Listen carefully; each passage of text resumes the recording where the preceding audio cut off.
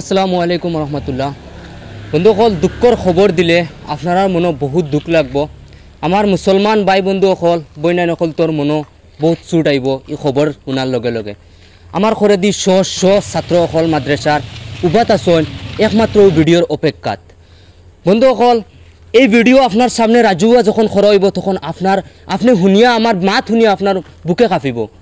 তাহলে আপনারা প্রত্যেকজন ভাই বর্তমান সময় অবগত আছেন, বইনাইনসকল অবগত আছেন যে মক্কা থাকি মদিনাত হজযাত্রীসকল যাত্রা অবস্থাত গাড়ির দুর্ঘটনাত প্রায় 42 জন হজযাত্রীর মৃত্যু হয়েছে আমরা ভারতের এই হজযাত্রীসকল।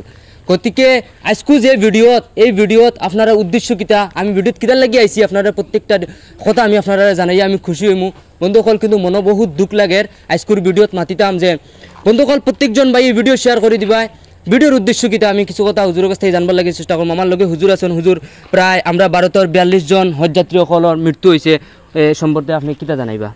আলহামদুলিল্লাহ, আমরা যারা হজযাত্রী ভারতবর্ষর হায়দ্রাবাদের যারা মক্কা থেকে মদিনা দিকে রওনা করছিলা, আর রাস্তাত বিশেষভাবে এক ট্যাঙ্কর লগে দুর্ঘটনা হইয়া 42 জন মানুষ মারা গেছে।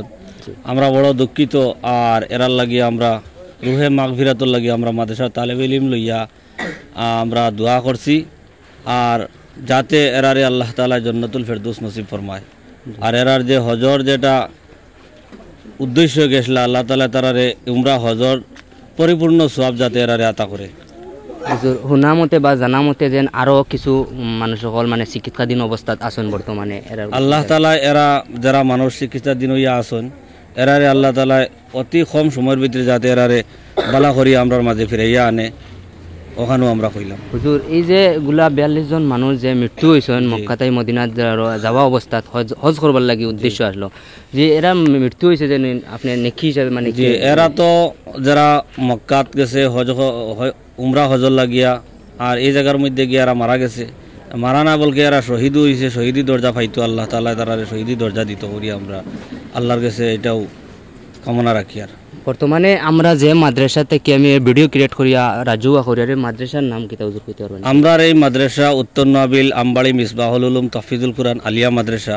আর এই মাদ্রাসার মধ্যে বর্তমানে আমরা 196 জন ছাত্র আছেন। বোর্ডিংয়ের মধ্যে প্রায় 80 জন তালবায় খাওয়া দাওয়া করেন।